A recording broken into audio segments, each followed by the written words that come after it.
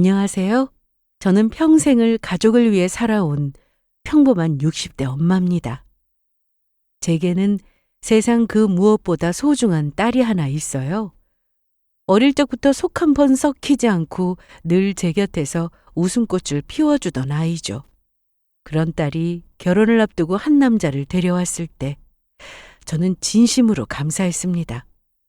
겉모습은 단정하고 예의도 바르며 딸에게 늘 다정한 모습에 보기만 해도 절로 미소가 지어지는 사람이었어요. 그리고 사위가 될 사람이라고 소개받았을 때 저는 마음 깊이 안도했습니다.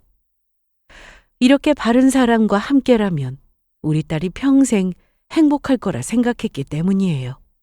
그런데 기적처럼 밝혀진 진실은 제 가슴을 무너뜨리고야 말았습니다. 동창회에서 우연히 사위 얼굴을 보여주었을 때 제 친구가 오열하며 한 말이 모든 사건의 시작이었어요. 글쎄, 제 예비 사위를 가리키며 이놈이 자기 딸을 죽게 만든 사기꾼이라고 했습니다. 믿을 수 없는 말에 저는 큰 충격을 받았고 숨이 멎는 줄 알았어요. 너무나 착해 보였던 사위의 정체가 사실은 결혼을 빙자해 여자들의 인생을 파괴해온 전과자였다는 걸 알게 된 것입니다. 그날 이후 저는 제 딸의 인생을 지키기 위해 친구와 손을 잡고 치밀한 복수를 준비했습니다. 그리고 이 이야기를 통해 여러분께도 꼭 전하고 싶은 말이 있어요. 겉모습에 속아서는 안 된다는 것, 그리고 부모의 직감이 얼마나 중요한지 말입니다.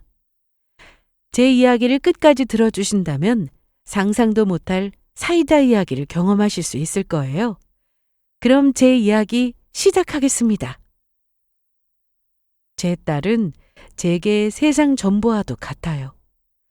남편 없이 홀로 아이를 키우느라 고단한 날도 많았지만 딸 하나 바라보며 살아온 시간이 제겐 힘이자 보람이었습니다. 이 아이만은 좋은 사람 만나 평생 행복했으면 하는 바람이 제 평생의 소원이었어요. 딸은 자라면서도 늘 저를 도와주었습니다. 엄마 힘들다고 그 어린 고사리 같은 손으로 설거지를 도와주기도 하고 어린아이답지 않게 저를 걱정하던 따뜻한 눈빛, 그리고 속 한번 썩히지 않고 꿋꿋하게 자기 길을 가는 모습을 보면서 우리 아이는 참 잘 자라고 있구나. 분명 좋은 어른이 되고 좋은 사람 만나서 행복하게 살 거라 믿었습니다. 어느 부모나 다 그렇듯 자기 자식의 인생은 늘 꽃길만 있기를 바라잖아요. 저 역시 그런 마음으로 아이를 봤습니다. 남편 없이 홀로 아이를 키우면서 생활이 넉넉하지는 않았고 아이가 원하는 걸 충분히 지원해주지 못했지만 그래도 우리 딸은 정말 잘 컸어요. 주변 이웃들이며 친척들이며 모두 하나같이 딸아이를 보며 어쩜 저렇게 예쁘고 착하게 잘 자랐냐고 침이 마르도록 칭찬하고는 했습니다. 우리 딸은 제게 있어서 상장과도 같았어요. 아니, 공들인 작품이라고 해야 할까요? 쥐면 아플까, 불면 날아갈까. 없는 살림에서 정말 귀하게 자랐고 크게 해준 거 없어도 정말 착하게 잘 컸습니다. 그런 딸이 하루는 얼굴을 붉히며 이런 말을 꺼냈어요. 엄마, 저 사실 지금 만나는 사람 있어요. 순간 제 손에 들린 수저가 덜컥 떨어질 뻔했습니다. 왜냐하면 우리 딸은 학창 시절이건 대학 시절이건 심지어 사회에 나왔을 때도 연애에 큰 관심이 없었거든요. 이성 친구를 만난 경험이 크게 없었고 그저 저와 공부, 일밖에 모르는 남자였습니다. 그래서 한편으로 예쁜 나이에 좋은 사람 만나서 연애도 하고 좀 그랬으면 좋겠는데 남자에게 큰 관심이 없는 듯해서 나름대로 걱정하고 있었거든요. 그러던 중에 불쑥 그런 이야기를 하니까 한편으론 좋으면서도 깜짝 놀랐습니다. 그리고 괜찮은 사람을 만나고 있는 건가 하는 걱정도 살짝 들더라고요. 아무래도 연애 경험이 많이 없다 보니까 더 걱정됐어요. 간혹 짝사랑 같은 건 한두 번 하는 것 같았는데 정식으로 교제한 적은 없었거든요. 물론 딸이 제게 말을 안 하고 사귀었을 수도 있지만 우리 딸은 거짓말하면 대번에 티가 나는 아이입니다. 감정에 솔직하다고 해야 할까요? 얼굴만 봐도 목소리만 들어도 지금 행복한지 즐거운지 슬픈지 다 알 수 있어요. 부모란 그런 거잖아요. 내 새끼 응가만 봐도 어떻구나 다 알 수 있는 것처럼요. 딸과 저는 어릴 때부터 대화도 많이 나누고 비밀이나 속 이야기도 서슴없이 나누고는 했습니다. 그래서 그런가 딸은 제게 크게 숨기거나 하는 게 없었어요. 아마 남자친구가 생겼으면 분명 말했을 겁니다. 그런데 제 기억에는 그런 적이 단 한 번도 없었어요. 아무튼 고기도 먹어본 놈이 먹는다고 괜히 이상한 놈이 순진한 우리 딸 꼬셔서 만나고 있는 건 아닌가 걱정됐습니다. 한때 뉴스에서 데이트 폭력이니 이별살인이니 끔찍하게 보복한 사건을 본 적이 있었어요. 그때마다 정말 남자를 잘 만나야 한다고 생각했죠. 그래서 연애 경험 없는 우리 아이가 과연 남자 보는 눈이 있을까? 좀 만나봐야 눈도 늘고 할 텐데 그렇다고 이 남자 저 남자 막 만나라고 할 수도 없고 나름대로 고민이었는데 남자친구가 생겼다는 말에 축하하는 마음이 들다가도 괜찮은 놈인지 걱정스러워서 조심스럽게 물었어요. 그러자 딸은 수줍게 웃으며 말했습니다. 그래? 어떤 사람이니? 표정 보니까 우리 딸이 많이 좋아하나 보네. 네가 그렇게 좋아할 정도면 분명 괜찮은 사람이겠지? 정말 좋은 사람이에요. 성실하고 참 따뜻해요. 제가 힘들다고 하면 옆에서 묵묵히 들어주고 늘 저를 존중해줘요. 제가 직접 본 건 아니지만 딸의 이야기를 들으니 그렇게 이상한 사람은 아니구나 싶으면서 안도의 한숨이 쉬어졌습니다. 그러면서도 다 믿지 말고 자세히 살펴보라고 했어요. 연애는 한순간의 감정으로 치우치면 안 된다고 신중해야 하는 거라고 했습니다. 섣불리 믿어서 크게 상처받을 수 있다고 조심하라는 말을 덧붙였어요. 사랑에 쓴 아픔도 겪어봐야 진정한 어른이 되기도 하지만 그래도 우리 딸은 마음 아픈 사랑 같은 건 안 했으면 좋겠기에 신중히 살펴보면서 예쁘게 잘 만나라고 했습니다. 그렇게 몇 달 후 딸은 제게 자신의 남자친구를 보여주고 싶다면서 집으로 데려왔어요. 만난 지 1년이 된 것도 아니고 이제 반년 조금 지났는데 벌써 집에 데리고 오냐고 놀라서 물으니까 딸은 조심스럽게 결혼을 생각하고 있다고 했습니다. 그 말을 들으니 남자친구를 정말 많이 사랑하고 있구나 라는 생각이 들었고 내 딸이 평생 함께할 배우자로 생각하고 있다면 못난 사람은 아니겠다는 판단이 들었어요. 또 한편으로 만난 세월이 뭐가 그렇게 중요할까 싶기도 하고 딸의 나이를 생각하니 그렇게 적은 나이가 아니라서 딸의 결혼을 긍정적으로 생각하고자 알겠다며 집으로 데려오라고 했습니다. 그리고 약속된 날이 되자 딸은 남자친구와 함께 집으로 들어왔어요. 현관문을 열고 딸의 남자친구를 처음 본 순간 저는 말을 잃고 말았습니다. 왜냐고요? 생각했던 것보다 더 훤칠해서요. 전에 딸이 보여줘서 사진으로 본 적은 있었는데 실제로 본 것은 이때가 처음이었어요. 사진이 실물을 못 따라갈 만큼 멀끔하니 괜찮았습니다. 키도 훤칠하고 단정한 양복 차림, 깔끔한 구두, 정돈된 머리. 겉모습만으로도 첫인상이 좋은 사람이었어요. 딸의 남자친구는 저를 보자마자 깊이 고개를 숙이며 말했습니다. 어머님, 처음 뵙습니다. 그리고 이거... 딸의 남자친구는 제게 인사한 뒤 손에 들고 있던 예쁜 꽃다발을 제게 내밀었어요. 그러고는 처음 만나는 이 순간이 아름답게 기억되었으면 해서 준비했다며 수줍은 미소를 머금고 제게 건넸습니다. 짧은 인사였지만 낮고 공손한 목소리, 예의 있는 태도에 저는 저도 모르게 마음이 풀리고 말았죠. 딸이 왜 그를 선택을 했는지 단번에 알 수 있을 것 같았습니다. 생긴 것만큼이나 말도 어찌나 예쁘게 잘하는지. 보면 볼수록 정이 가고 이야기하는 걸 들어보니 참 괜찮은 사람인 듯 했어요. 글쎄 처음 방문하는 거니까 빈손으로 오긴 뭐해서 뭘 준비하면 좋을까 고민을 많이 했다고 하더라고요. 일반적으로 과일이나 먹을 걸 준비하니까 본인도 그런 걸 준비해야겠다고 생각했는데 한편으로 너무 식상하다는 생각이 들었대요. 과일이나 다른 먹거리는 앞으로 얼마든지 사드릴 수 있으니까 뭔가 처음 방문해서 인사드리는 날을 의미 있게 기념하고자 저와 딸을 닮은 예쁜 꽃을 준비하기로 마음 먹었다고 했습니다. 꽃을 선물하는 건 그 사람이 예뻐서 잘 보이고자 주는 게 아니라 꽃을 건네는 순간을 아름답게 기억하길 바라는 마음에서 주는 거라고 하더라고요. 어쩜 말도 이렇게 멋들어지게 하는지.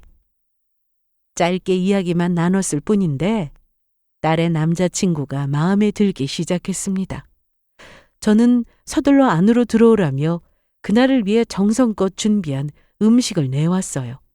갈비찜, 잡채, 나물무침, 된장찌개까지 한 상 가득 차려놓았죠. 딸의 남자친구는 상석에 앉으라는 제 권유도 몇 번이나 사양하며 오히려 반찬을 제 쪽으로 먼저 권했습니다. 차린다고 차렸는데 어떻게 입맛에 맞을지 모르겠어요. 맛있어야 할 텐데. 에이, 두말하면 입 아플 정도로 맛있습니다. 하도 맛있어서 저 살찌겠어요. 어머니, 이것 좀 드셔보세요. 이거 정말 맛있습니다. 말끝마다 맛있다, 감사하다라는 말을 잊지 않았고 기분 좋게 어머니 어머니 하면서 불러주는데 참 듣기 좋더라고요. 그리고 딸이 그와 함께 웃고 떠드는 모습을 보며 저는 마음속으로 좋은 사람을 만났구나 생각하며 흐뭇하게 바라봤어요. 그리고 행복하게 웃는 딸의 얼굴을 보면서 묘한 기분을 느꼈습니다. 그동안 딸아이가 행복해하는 모습, 즐거워하며 웃는 모습은 많이 봐왔지만 이렇게 웃는 건 또 처음 봤거든요. 내 딸이 저렇게 웃을 줄도 아는구나. 남편 없이도 다 키웠구나. 어느새 커서 내 품을 떠날 준비를 하는구나 생각하니 만감이 교차했습니다. 그리고 나란히 앉아있는 둘의 모습을 보니 참 잘 어울리는 게 보기만 해도 배부를 지경이었죠. 시간이 흐르면서 저는 둘의 연애 과정을 곁에서 지켜봤습니다. 비 오는 날이면 차로 딸을 집까지 데려다 주고 또 조금이라도 비 맞을까봐 본인 옷 다 젖는 것도 모르고 서둘러 차에서 내려 우산을 펼쳐서 딸에게 씌워줬어요. 주말이면 딸과 데이트하려고 집 앞에서 꽃다발을 들고 딸이 나오기만을 기다렸죠. 딸은 제게 늘 남자친구 이야기를 하며 행복한 자랑을 늘어놓았습니다. 그 모습을 옆에서 보는데 얼굴에는 웃음이 떠나질 않았어요. 그렇게나 좋을까 싶으면서도 남자친구가 우리 딸에게 참 잘해주는구나 싶은 게 고마운 마음마저 들었습니다. 엄마, 남자친구 보니까 어때요? 괜찮죠? 그래, 사람 참 좋아 보이더라. 너한테도 잘하는 것 같고. 엄마는 다른 거 다 필요 없어. 그저 내 딸한테 잘하는 사람이 최고야. 맞아요. 남자친구가 나한테 엄청 잘해줘요. 지나가는 말도 허투루 생각하지 않고 다 들어주고 기억해주고. 이런 사람 다시는 못 만날 것 같아요. 남자친구를 생각하며 이야기하는 딸의 반짝이는 눈빛을 보며 저는 온전히 마음을 놓을 수 있었습니다. 우리 딸이 진짜 사랑을 찾았구나 하고 확신했죠. 먼저 간 남편이 딸에게 좋은 사람을 선물로 보내준 것만 같았어요. 그렇게 둘은 예쁘게 만남을 이어갔고 자연스럽게 결혼 이야기가 나왔습니다. 저는 뭐 반대하고 말 것도 없었어요. 우리 딸이 많이 사랑하고 있고 또 내 딸한테 잘하니까 그걸로 만족했습니다. 그래서 별말 없이 둘의 결혼을 허락했어요. 그렇게 제 예비 사위가 된 그는 결혼 이야기가 오가면서도 모범적인 모습으로 일관했습니다. 진짜 감탄이 나올 정도로 말을 참 예쁘게 했어요. 예식장을 고를 때 장모님 의견이 제일 중요하다면서 저를 존중해 주었고, 예물 준비를 할 때도 불평 한마디 없이 성실하게 움직였습니다. 심지어는 저에게도 전화를 걸어와 혹시 결혼 준비에 있어서 불편하신 거 없으시냐, 세세하게 생각해주고 결혼할 때 제가 얼마 보태준다고 하니까 본인들이 다 알아서 책임져야 하는데 이렇게 도와주시니 감사하면서 죄송한 마음뿐이라고 이야기했습니다. 그런 모습을 보며 저는 또 한 번 둘의 결혼을 흡족하게 바라봤죠. 그리고 속으로 그래, 이제 됐다. 우리 딸은 평생 의지할 수 있는 짝을 만난 거야. 이 사람이라면 내 딸을 평생 행복하게 해줄 거야 라고 생각했습니다. 딸과 예비 사이가 나란히 앉아 웃는 모습을 보며 저는 주책맞게 눈물이 나고는 했어요. 남편 없이 홀로 키우느라 고생했던 세월이 주마등처럼 스쳐가면서도 마음속에서는 그래도 보람이 있었구나 하는 안도감이 차올랐습니다. 주변 친척들도 사위 될 사람 참 듬직하다고, 어쩜 저렇게 예의가 바르냐고, 우리 딸이 남자 보는 눈이 있다며 시집 잘 가는 거라고 칭찬했습니다. 그 말을 들으니 기분이 참 좋았어요. 하지만 이때까지 저는 정말 몰랐습니다. 예비 사위의 다정한 미소와 정성스런 말투가 사실은 치밀하게 계산된 연극이었다는 것을요. 그리고 그 가면 뒤에 누군가의 인생을 송두리째 망가뜨린 끔찍한 과거가 숨어 있다는 걸 말이죠. 그렇게 결혼 준비가 한창이던 어느 날, 오랜만에 동창회가 열렸습니다. 바쁜 와중에도 저는 딸 결혼 소식도 자랑할 겸 얼굴 한번 보자는 친구들의 성화에 못 이기는 척 참석했어요. 친한 친구들 몇 명만 모여서 청첩장 주며 밥 한 끼 사려고 했는데, 이왕 이렇게 된 거 이날 밥을 사면서 청첩장을 돌리면 되겠다고 생각했습니다. 그렇게 동창 모임에 참석한 저는 오랜만에 친구들과 웃고 떠들며 즐거운 시간을 보내게 됐어요. 몇십 년을 함께한 친구들이라 그런지 자리에 앉자마자 웃음꽃이 피어났습니다. 그래서 네 딸이 벌써 시집을 간다고? 세월 참 빠르다. 그러게, 착하게 잘 커서 좋은 사람 만났지 뭐. 온 김에 예비 사위 자랑 좀 해봐. 그래, 청첩장 가져온 것 같은데 줘봐. 어떻게 생겼나 얼굴 좀 보자. 친구들은 요즘 젊은 사람들은 워낙 천차만별이라던데 예비 사위는 뭐 하는 사람이냐며 많이들 궁금해했습니다. 그도 그럴 것이 친구들 역시 우리 딸이 좋은 사람 만나서 시집가기를 바랐거든요. 일찍이 남편 먼저 보내고 저 혼자 아등바등 하면서 딸아이 키울 때 친구들이 다 마음 써주고 정말 많이 도와줬습니다. 그래서 모두 본인 딸이 시집가는 듯이 생각하면서 제게 어서 예비사위 자랑 좀 해보라고 했어요. 친구들의 물음에 저는 은근히 뿌듯한 마음이 들었고 한 장씩 청첩장을 나눠줬습니다. 청첩장을 보면 사진을 넣어서 만든 사람도 있던데 우리 딸은 사진 넣기 싫다고 그냥 깔끔하게 만들었어요. 왜냐하면 청첩장 받은 사람이 나중에 다 버릴 텐데 사진이 들어가 있으면 왠지 버리기 그래한다면서 사진을 쏙 빼버렸습니다. 모바일 청첩장만 사진을 넣었더라고요. 친구들은 하나둘 청첩장을 살펴보며 뿌듯한 미소를 지었고 이내 예비사위 사진이 없다면서 얼굴 좀 보여달라고 하길래 저는 핸드폰을 뒤적이며 예비사위의 사진을 찾았어요. 그리고 앨범 속에 저장해둔 예비사위의 얼굴을 보여주며 말했죠.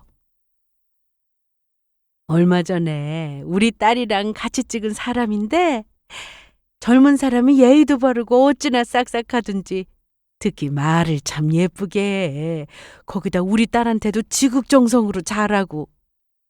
친구들은 제 핸드폰을 돌려보면서 우리 딸과 같이 서 있는 예비사위 얼굴을 살펴봤습니다. 그리고 살펴본 친구들 모두 어쩜 이리 인물이 좋냐, 둘이 너무 잘 어울린다면서 칭찬했죠. 그런데 제 옆쪽에 있던 한 친구가 예비사위의 사진을 보는 순간 얼굴이 확 굳어져 버렸어요. 뭔가 못 볼 걸 봤다는 듯 손에 들고 있던 숟가락까지 떨어뜨리며 목소리를 떨었습니다. 이놈이야. 이놈이라고. 응? 이놈이라니? 그게 무슨 말이니? 처음엔 무슨 말인지 몰랐습니다. 예비사위 얼굴을 확인하고는 귀신이라도 본 것처럼 놀라더니 이내 분노에 찬 모습으로 이놈이라고 소리쳤어요. 친구들은 갑자기 제가 왜 저러나 놀란 눈빛으로 쳐다봤고 저 역시 당황해서 그게 무슨 말이냐고 되물었습니다. 그러자 친구는 제 핸드폰을 덥석 잡으며 온몸을 부들부들 떨었어요. 그리고는 믿지 못할 소리를 꺼냈습니다. 이놈이 우리 딸을 죽게 만들었어. 우리 딸을 죽인 천하의 몹쓸 사기꾼이라고. 사기꾼이라니? 우리 예비사위가 무슨 사기꾼이라는 거야? 잿간 놈이 숨어서 다른 여자를 만나도 나는 절대 이 얼굴 못 잊어. 감히 내 딸한테 사기친 것도 모자라서 목숨까지 끊게 만든 놈이야. 이놈! 정말 악질인 놈이라고! 뭐? 친구의 절규 섞인 음성에 순간 동정의 자리가 얼어붙었습니다. 주변 친구들이 놀라 웅성거렸고 저는 귀를 의심했어요. 너무 놀라서 어떠한 말도 안 나왔고 한순간에 바보라도 된 듯 멍해졌습니다. 그런 제 모습에 친구는 결국 참았던 울음을 터뜨리며 말을 이어갔어요. 이놈이 글쎄 우리 딸한테 결혼 빙자 사기를 쳤어. 예전에 우리 딸 결혼한다는 소식 들었지? 그 뒤로 결혼 엎어진 것도 다 알잖아. 사실 그거 이놈한테 사기당해서 엎어진 거야. 말 잘하지, 인물 좋지, 여자 마음을 손가락 주무르듯 잘도 가지고 놀더라. 말은 또 어찌나 잘하든지. 달콤한 말로 속여서 집안 돈까지 빼내고 결국 우리 딸은 충격을 이기지 못하고 스스로 목숨을. 아유. 친구는 더 이상 말을 잇지 못하고 흐느꼈습니다. 주변은 술렁였고 제 손은 덜덜 떨렸어요. 솔직히 이때까지만 해도 친구가 무슨 말을 하는 건지 머릿속에 제대로 들어오지 않았습니다. 친구의 말을 들었지만 도저히 믿을 수 없는 말이었어요. 예비사위가 친구의 딸을 죽게 만든 사기꾼이라니. 제 눈으로 보지 않는 사실이라 쉽사리 믿을 수 없었습니다. 그렇다고 친구가 거짓말하는 건 아닐 테지만 받아들이기 쉽지 않았어요. 저도 그렇고 주변에 있는 친구들도 그렇고 친구의 예비사위 얼굴을 본 적이 없었어요. 결혼식 앞두고 밥 한 끼 산다면서 그때 청첩장을 주기로 했는데 그 전에 결혼이 엎어지는 바람에 청첩장이고 뭐고 모이지도 못했습니다. 물론 그때 친구가 많이 힘들어했다고 전해 들었어요. 같은 동창일 뿐 그 친구와 저는 그렇게 친한 사이도 아니었거든요. 그냥 동창회에서 만나면 몇 마디 주고받는 게 다였습니다. 그러니 그 친구가 하는 말을 선뜻 믿기 힘들더라고요. 저랑 주변에 있는 친구들이 그 친구의 말을 진심으로 받아들이지 않는 것 같아 보이자 그 친구는 답답하다는 듯 서둘러 핸드폰을 꺼내 들었습니다. 그리고는 사진첩에서 뭔가를 막 찾아내기 시작했어요. 여기 있네. 자, 봐. 두 눈 똑똑히 두고 봐. 이래도 내 말이 거짓말 같아? 친구는 저와 주변에 있는 친구들이 다 볼 수 있게끔 핸드폰을 돌려서 화면을 보여주었습니다. 화면에는 친구의 딸과 어떤 남자가 다정히 팔짱을 끼고 웃고 있는 얼굴이 있었어요. 그런데 사진 속 남자의 얼굴이 어딘가 낯익었습니다.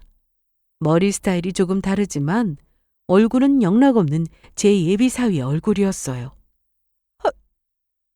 아니야, 이게 어떡해? 두 눈으로 친구의 말이 사실이라는 증거를 보고야 말았습니다. 그리고 저는 너무 놀라서 입을 떡 벌린 채 아무 말도 할 수 없었어요. 내가 그렇게 믿었던, 내 딸의 행복을 책임질 거라 믿었던 예비사위가 친구 딸의 인생을 파기한 범인이었다니. 기억을 더듬어 생각해 보니 친구의 딸 부고 소식을 전해 들은 게 1년 조금 넘은 시점이었습니다. 그때 분명 경찰서에도 왔다 갔다 했다고 전해 들었어요.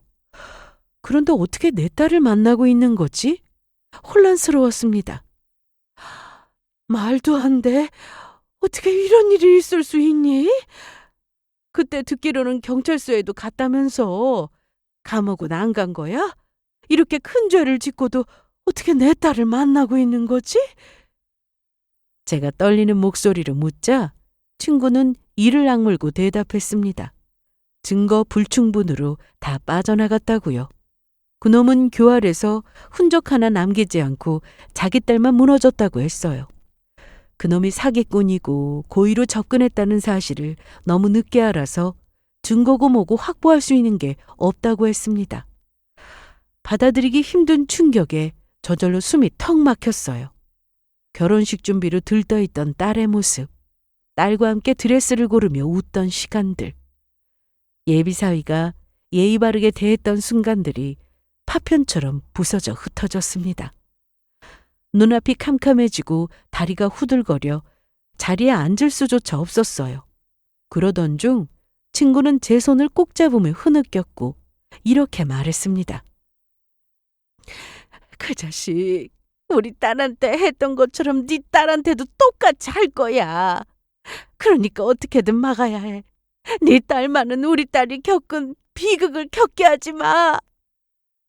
친구의 말에 아득했던 머릿속이 정리되고 그 순간 오직 한 가지 생각만 버뜩거렸습니다.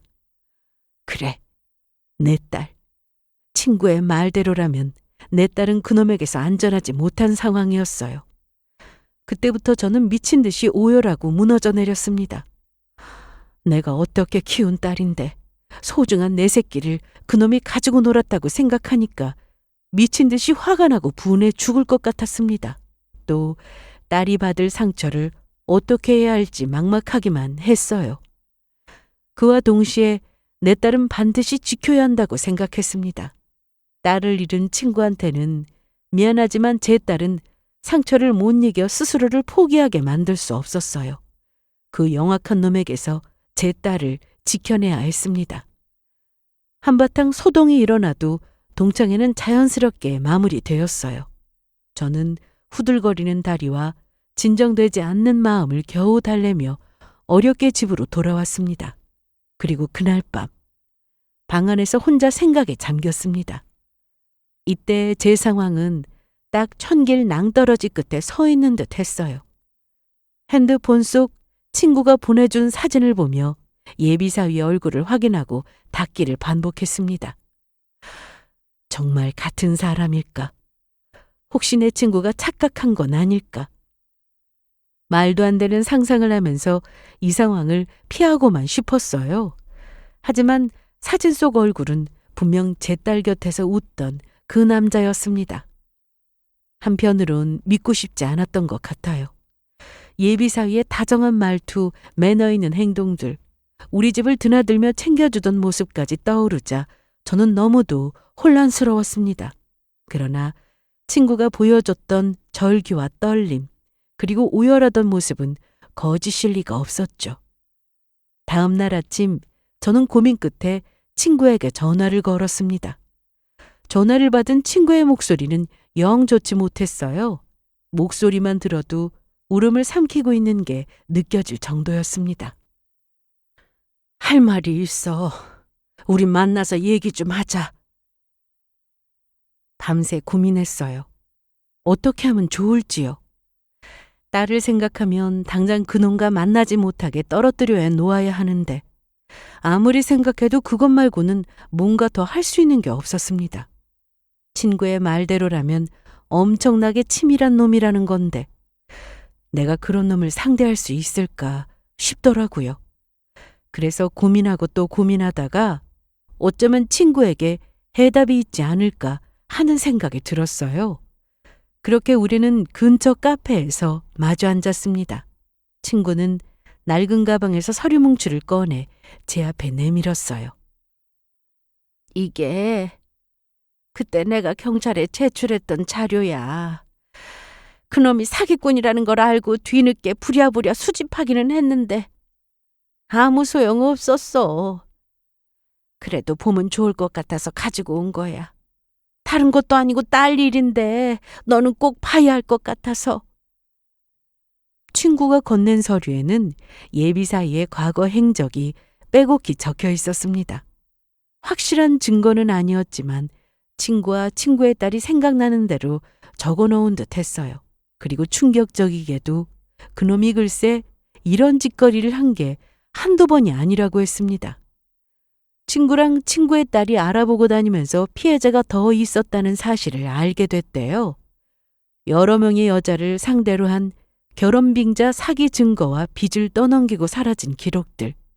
고소장이 접수되었지만 번번이 증거 불충분으로 기각된 사건들의 자료가 들어 있었습니다. 그리고 마지막 장에는 제 친구의 딸 이름이 적혀 있었어요. 친구의 딸은 심리적 충격을 이기지 못하고 세상을 등졌다고 적혀 있었습니다. 그걸 보니 제 손은 정없이 덜덜 떨렸어요. 이런 괴물 같은 게 내 딸 옆에 딱 붙어 있었다고 생각하니까 소름이 쫙 끼쳤습니다. 이런 나쁜 놈. 어떻게 사람 마음을 가지고 놀 수가 있니? 이런 천하의 몹쓸 놈. 이제 알겠지? 그놈이 얼마나 못된 놈인지. 욕도 아까운 놈이야. 그러니까 이제부터 정신 바짝 차려야 해. 네 딸이 더 이상 놀아나지 못하게 막아줘. 나는 우리 딸을 못 지켰지만 넌 할 수 있어. 친구는 제 손을 붙잡고 흐느꼈습니다. 그 순간 저는 더 이상 흔들리지 않았고 이를 악물며 정신을 단단히 차렸어요. 호랑이 굴에 들어가도 정신만 차리면 산다고 했습니다. 자식을 위해서라면 뭐든 할 수 있는 게 부모예요. 그런 추악하고 못된 놈과 맞선다는 게 쉽지 않겠지만 딸을 위해서 뭐든 해보기로 마음먹었습니다. 그리고 저도 친구의 손을 꼭 잡으며 이번에는 절대로 그냥 두지 않을 거라고, 무슨 수를 써서라도 그놈이 꼭 죄의 심판을 받을 수 있게 할 거라고 했습니다. 내 딸도 그렇고 내 딸이 당한 억울함도 반드시 갚아줄 거라고 했죠. 제 목소리는 떨렸지만 눈빛만큼은 단단했습니다. 더 이상 그놈의 가면에 속을 수 없었고 딸을 지켜내기 위해서라면 어떤 일도 할 수 있었으니까요. 집에 돌아와서 친구가 준 자료를 살펴보며 생각하고 또 생각했어요.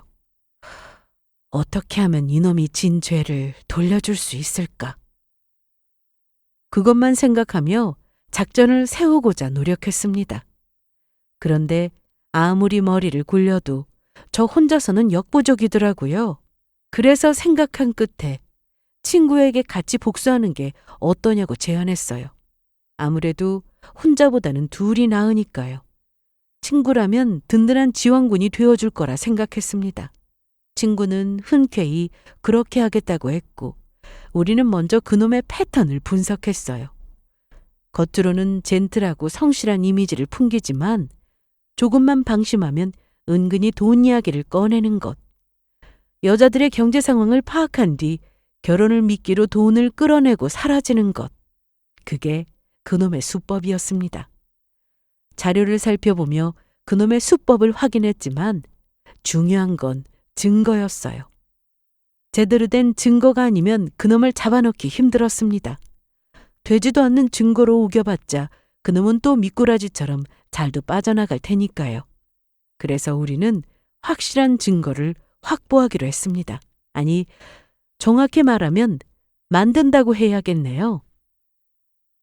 이놈은 철두철미한 놈이라 과거의 증거를 캐고 다니면 소용없을 거라 생각했습니다. 이놈 때문에 귀한 생명이 스스로 목숨을 끊었어요.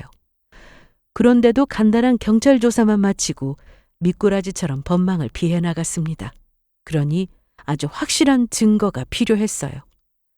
아무리 미꾸라지처럼 요리조리 피한다고 해도 도저히 빠져나갈 수 없는 그런 강력한 증거요. 생각해보니 현재 우리 딸한테 작업을 치고 있는 상황이니까 어쩌면 이걸 잘만 활용한다면 그놈이 빠져나가지 못할 증거를 손에 넣을 수 있을 거라 생각했습니다. 이놈이 짠 판에 역으로 덫을 놓아서 잡을 계획이었어요. 저는 친구에게 이를 설명하고는 한번 시도해보자고 했습니다. 친구도 제 계획을 듣고 이를 악물며 그렇게 하는 게 좋겠다고 했어요. 그러고는 제게 통장 하나를 건넸습니다. 이거 우리 딸 보험금인데 이걸로 미끼로 써. 돈에 환장하는 놈이니까 이 돈 보면 눈 돌아서 좋아할 거야. 저는 깜짝 놀라며 친구가 건넨 통장에 찍힌 금액을 확인해 봤어요. 그런데 꽤 큰 액수가 들어 있었습니다. 저는 아무리 그래도 어떻게 이 돈을 미끼로 사용할 수 있냐고, 이 돈이 어떤 돈인데 그렇게 사용하냐고 위험할 수도 있다고 했습니다. 그러자 친구는 단호한 목소리로 답했어요. 이미 자신의 딸은 그놈 때문에 죽었고 친구는 더 이상 무서울 게 없다고 했습니다. 그리고 어쩌면 이번이 기회일지도 모른다고, 이번에는 반드시 끝내야 한다고 했어요. 그래야 죽은 자신의 딸이 편안하게 쉴 수 있지 않겠냐고 했죠. 친구의 확고한 눈빛을 보며 저는 역시 각오를 굳혔습니다. 우리 둘이서 반드시 그놈의 가면을 벗겨내리라고 다짐했어요. 겉으로는 저는 여전히 다정한 장모 역할을 연기했습니다. 그놈이 마음을 놓고 허점을 보이도록 유도하기 위함이었어요. 저를 보고 사람 좋은 미소를 한 채 서글서글하게 웃는 놈을 보면서 뺨을 한 대 때리고 싶었지만 이를 악물고 참았습니다. 아무렇지 않은 척 웃어주면서 우리 딸 잘 부탁한다며 평소처럼 잘 해줬어요. 그리고 뒤로는 친구와 함께 치밀하게 계획을 세웠습니다. 그가 탐욕을 드러낼 때까지, 스스로 덫에 걸려들 때까지 거짓된 연기를 펼쳤습니다. 한편 제 딸은 아무것도 모른 채 행복한 미소를 지으며 결혼 준비에 한창이었어요. 웨딩드레스를 입고 제 앞에서 빙글 돌며 말하던 모습이 눈에 선합니다. 딸아이의 얼굴은 누구보다 행복한 얼굴이었어요. 저는 눈물이 고였지만 애써 웃었습니다. 그리고 드레스를 입은 딸에게 우리 딸이 세상에서 제일 예쁘다고 이야기해줬어요. 그러나 속으로는 끊임없이 울고 다짐했습니다. 딸아, 네가 알지 못하는 어둠을 엄마가 반드시 막아낼게. 네 앞길을 지켜줄 거야. 딸을 생각하면서 주먹을 꽉 쥐었고 친구의 통장을 바라보며 이를 악물었습니다. 친구는 제게 이 통장을 주면서 그놈이 절대 빠져나가지 못하게 해달라고 부탁했어요. 이 통장에 있는 돈은 그놈을 유인하기 위해 쓰이는 돈이지만 그 전에 친구의 죽은 딸의 한이 담긴 돈입니다. 그리고 친구의 절규도 함께 포함되어 있는 돈이죠. 이 돈으로 반드시 그놈의 가면을 벗기고 다시는 다른 여자의 인생을 망치지 못하게 만들리라 다짐했어요. 며칠 뒤 저는 일부러 사위와 단둘이 만나는 자리를 만들었습니다. 딸에게는 예비사위랑 예물 이야기 좀 할 게 있기도 하고 겸사겸사 데이트할 겸 만난다고 둘러댔어요. 그렇게 그놈이랑 이런저런 이야기를 하다가 타이밍을 노렸고 어느 순간부터 일부러 망설이는 듯한 얼굴을 지었습니다. 그러자 그놈이 자신에게 무슨 할 말이 있냐고 슬쩍 떠보길래 저는 가방에서 보석함을 꺼냈습니다. 우리 딸 결혼하는데 내가 뭐라도 보태주고 싶어서 딸은 계속 괜찮다고 거절하길래 자네한테 주려고 이렇게 가져왔어. 여기 내가 결혼할 때 남편이 큰 마음 먹고 사준 다이아 목걸이야. 이거 팔아서 결혼할 때 보태라고 했더니 싫다고 하네. 따로 모아놓은 돈이 있으면 좋은데 그런 건 없고 내가 줄 수 있는 게 이것밖에 없어. 늙어서 차고 다닐 것도 아니고 집에만 모셔다 두고 있는 거라 요용하게 쓰고 싶은데 자네 생각은 어때? 이거 엄청 비싼 거라고 했거든. 그 말이 끝나자마자 그의 눈빛이 번쩍 빛났습니다. 순간 저는 잡았다라는 확신이 들었어요. 사실 이놈을 만나기 전에 친구가 준 통장에 있는 돈은 값비싼 다이아몬드 목걸이로 바꿨어요. 캐럿이 어마어마한 정말 꽤 비싼 목걸이였습니다. 와, 이 정도면 정말 몇천 원 나오겠는데요. 이렇게 귀한 걸 저한테 맡기셔도 돼요? 아깝기는 딸이랑 우리 이서방이 잘 살 수 있다면 하나도 아깝지 않아. 그 말이 끝나자마자 그의 입꼬리가 살짝 올라갔습니다. 영롱하게 반짝거리는 목걸이를 본 그놈은 제 마음 충분히 이해한다면서 딸을 생각하는 엄마 마음이 오죽하겠냐고, 자신이 잘 가지고 있다가 결국 결혼 자금에 보태 쓰겠다고 했습니다. 부드럽게 저와 딸을 위하는 척 했지만 손끝은 이미 보석함을 향하고 있었어요. 그리고 목걸이를 볼 때 눈동자가 흔들리며 입술 끝에 미묘한 미소가 번지는 게 보였습니다. 이놈은 그렇게 여러 여자를 등쳐먹고도 아직 정신을 못 차렸더라고요. 절대 변하지 않을 탐욕스러운 속내가 훤히 보였습니다. 그리고 그 장면 역시 친구가 다른 테이블에서 지켜보며 몰래 사진과 영상으로 기록해 두었어요. 그놈은 제가 준 보석함을 자신의 가방에 잘 넣어뒀고 저는 그 모습을 보며 흡족해했습니다. 왜냐고요? 사실 그 보석함 밑에 바닥에 작은 녹음기를 설치해뒀습니다. 늙은 나이에 이것저것 알아보느라 정말 힘들었어요. 소형 녹음기라고 값도 장난 아니었습니다. 그래도 이 정도 투자는 해야 제대로 된 증거를 손에 넣을 수 있을 것 같았어요. 그렇게 예비사위는 보석함을 가지고 갔고 며칠 뒤 저는 예비사위에게 전화해서 태연하게 이렇게 말했습니다. 내가 준 목걸이 말이야. 아는 지인이 더 비싸게 사주겠다고 하네. 내가 팔아서 돈으로 줄 테니까 다시 가지고 올 수 있지? 시세보다 더 비싸게 사겠다는데 지인한테 파는 게 좋을 것 같아서 그래. 제 말에 그놈은 좋다고 했고 다음날 제게 보석함을 다시 가져다 줬습니다. 그렇게 저는 다시 보석함을 손에 줄 수 있었고 밤이 되자 저는 혼자 방에 앉아 보석함 밑에 숨겨둔 녹음기를 꺼냈습니다.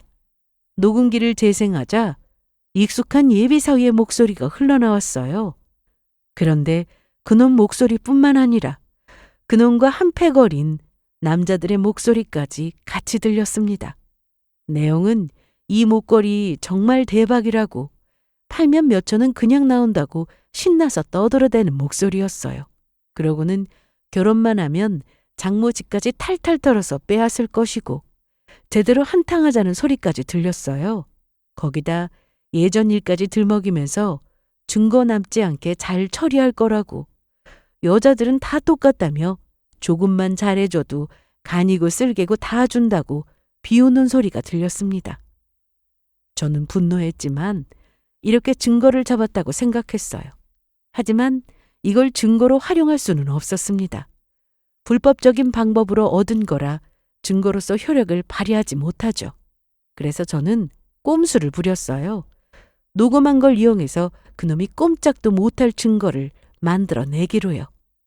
며칠 후 저는 그놈을 따로 불러냈습니다. 딸에겐 아무 말도 하지 않았고 그놈한테도 아무 소리 말고 조용히 나오라고 했어요. 조용한 카페 구석, 그놈은 여전히 젠틀한 미소를 띠며 앉아 있었습니다. 무슨 일이길래 조용히 만나자고 한 거냐고, 혹시 저번에 보여주신 그 목걸이 처분한 거냐고 기대에 찬 눈빛으로 묻길래 저는 핸드폰을 꺼내 녹음된 내용을 틀었어요. 순간 그놈의 소리가 스피커를 통해 흘러나왔습니다.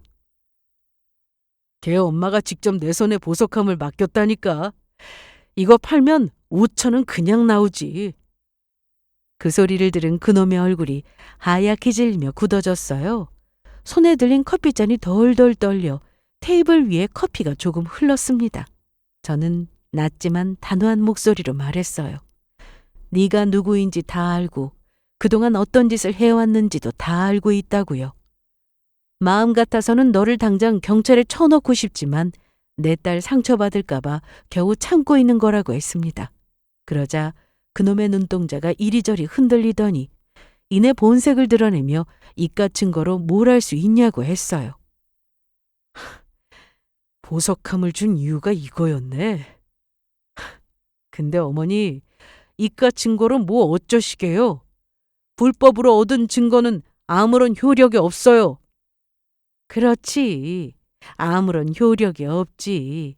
하지만 내가 이걸 터트린다면 어떻게 될까? 네 얼굴 팔리는 건 시간 문제일 텐데.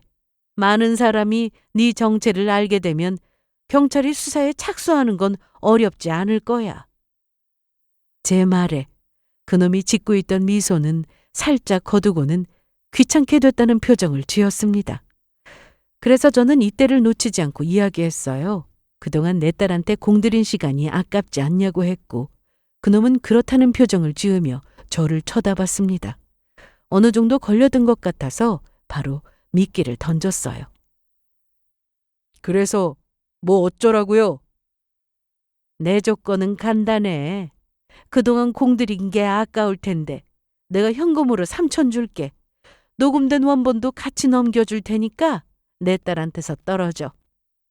네가 마음이 변해서 헤어지는 거로 조용히 정리하란 말이야. 너 같은 사기꾼한테 놀아났다는 상처 주고 싶지 않아. 그러니까 좋게 마무리하고 끝내. 다시는 내 딸한테 얼씬거리지 않는다는 조건으로 현금 3천과 이 녹음본 너한테 줄게. 그놈은 어이없다는 듯 웃다가 딸 생각이 참 끔찍하다면서 본인 같은 사기꾼한테 돈까지 주고 정리시키려고 한다는 게 참 대단하다고 비아냥거렸습니다.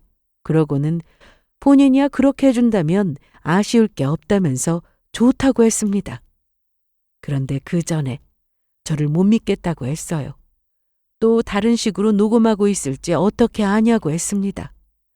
그래서 저는 그놈이 보는 앞에서 입고 있는 옷의 주머니며 가방까지 탈탈 털어서 녹음하고 있지 않다는 걸 보여줬습니다. 핸드폰 역시 보여줬고요. 그러자 그놈은 안심하는 듯 했고 돈 3천과 녹음 원본을 주면 조용히 물러나겠다고 했습니다. 저는 알겠다고 했고 내일 즉시 돈 마련해서 현금으로 주겠다고 했어요.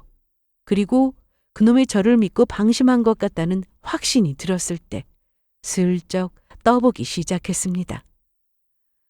네가 어떤 놈인지 알아보니까 참 대단하더구나. 우리 딸뿐만 아니라 그동안 등쳐먹은 여자들이 한둘이 아니었어. 그런 짓을 하고도 무사할 거라 생각하니? 우리 딸은 이렇게 넘어간다고 해도 그동안 한 짓이 있는데 하늘이 무섭지도 않아? 소용없겠지만 그래도 너보다 더 오래 산 어른으로서 하는 충고야. 이쯤 하고 그만 멈춰. 정당하게 벌어서 살아야지. 이게 뭐 하는 짓이야? 아주 부모님 납시였네. 내 부모 말도 안 듣는 마당에 아줌마 말이라고 들을 것 같아? 네가 사기쳐서 죽은 아가씨도 있던데 양심 같은 건 하나도 없는 거야? 남의 눈에 피눈물 나게 하면 못 써. 내가 죽였어? 지가 죽은 걸 나보고 어쩌라고? 그러게 누가 나 같은 사기꾼을 만나래? 걔가 죽은 이유는 그냥 남자 보는 눈이 없어서야. 그리고 나도 손해 많이 봤어. 돈 좀 있는 줄 알고 접근했더니 기껏 해봐야 몇천 나오는 게 다였다고. 걔한테 공들인 시간에 비하면 너무 적은 금액이라 얼마나 짜증난 줄 알아? 암튼 아줌마 딸은 아줌마 때문에 운 좋은 줄 알아. 그놈은 자기가 잘난 줄 알고 다른 여자들에게 사기친 걸 자랑처럼 이야기하면서 제게 현금 3천을 잊지 말고 준비하라고 했습니다. 안 그러면 제 딸한테 사기친 거 다 이야기해서 충격받게 할 거고 그럼 제 딸도 괴로움에 못 이겨 스스로 목숨을 끊을지 어떻게 아냐면서 비아냥거렸어요. 손이 부들부들 떨렸지만 꾹 참고 반드시 준비할 거니까 우리 딸 건드림을 생각하지 말라고 이야기했습니다. 그리고 내일 준비되면 바로 연락하겠다고 했어요. 그놈은 알겠다면서 웃으며 일어났고 그렇게 카페를 나갔습니다. 그놈이 카페에서 나간 걸 확인한 후에야 비로소 테이블 옆에 있던 화분에서 녹음기를 꺼냈어요. 사실 저는 이놈이 도착하기 전에 친구와 함께 화분 쪽에 몰래 녹음기를 설치해두었습니다. 그리고 녹음기를 소지하고 있지 않은 척 연기를 떨면서 그놈이 방심하기만을 노렸어요. 노인네가 이렇게까지 장비를 쓰며 뒤통수 칠 준비를 했을 거라고는 몰랐을 거예요. 아무튼 저는 이 녹음본과 친구가 그동안 모은 증거 자료를 가지고 경찰서에 가서 그놈을 고발했습니다. 그리고 다음 날 그놈에게 돈이 준비됐다는 말로 유인해서 경찰과 함께 현장을 덮쳤어요. 그놈은 채워진 수갑에 발악하며 제게 소리쳤습니다. 이 할망구가 뭔 짓을 한 거야? 그깟 녹음으로 날 어떻게 해보려고? 웃기지 마. 불법으로 취득한 거라 아무런 효력이 없다고. 그래, 나도 알아. 그래서 법적 효력이 있는 증거를 손에 넣었어. 너도 들어볼래? 녹음이 아주 잘 됐더라고. 저는 전날 그놈과 나눈 대화의 녹음본을 틀어줬어요. 그놈이 혼자서 술술 다 자백하는 내용이 흘러나오자 그놈의 동공은 커지더니 충격받은 표정으로 저를 쳐다봤습니다. 그러고는 소리를 바락바락 지르면서 이 할망구가 감히 내 뒤통수를 쳤다고 난리쳤어요. 그러거나 말거나 저는 회심의 미소를 지으며 그놈이 경찰 손에 끌려가는 걸 쳐다봤습니다. 그렇게 그놈은 구속되었고 그놈과 함께 작업하던 다른 놈들도 같이 잡혀 들어갔어요. 그리고 지난날에 사기친 것까지 밝혀지면서 죄값을 받게 됐습니다. 그리고 저는 며칠을 고민하다가 결국 딸에게 모든 사실을 털어놓았어요. 그냥 그놈이 말없이 잠적한 거로 해결할까 했는데 그래도 딸이 알아야 할 것 같았고 내 딸은 누구보다 강한 아이니까 충분히 이겨낼 수 있을 거라 생각했습니다. 처음엔 딸이 믿으려 하지 않았지만 제가 내민 증거 앞에서 끝내 오열하며 무너져 내렸어요. 그날 밤 딸은 제 품에서 아이처럼 울었습니다. 저는 딸의 등을 토닥이며 같이 울었어요. 마음에 입은 상처가 회복하려면 시간이 걸리겠지만 딸은 조금씩 상황을 받아들이고 잘 이겨내고 있습니다. 그리고 그 후에 함께 싸워준 동창 친구를 찾아갔어요. 친구는 자신의 딸까지 구해준 거라면서 제게 연신 고맙다고 이야기하며 눈물을 보였습니다. 그 말에 저는 눈물이 터져나왔어요. 우리는 처음으로 술잔을 기울이며 오래도록 친구의 딸 이야기를 나눴습니다. 이번 사건은 제게도 큰 가르침을 남겼습니다. 겉으로 아무리 완벽해 보여도 사람의 진짜 얼굴은 쉽게 드러나지 않는다는 것을요. 만약 제가 동창회의 그 우연한 순간을 흘려보냈다면 제 딸은 지금쯤 어떻게 되었을까요? 생각만 해도 몸소리가 젖었습니다. 저와 딸은 다시 평소의 삶을 되찾아가고 있습니다. 아직 상처는 남아있지만 언젠가 훌훌 털고 일어날 거라 믿어요. 지금까지 저의 긴 사연을 들어주셔서 감사합니다.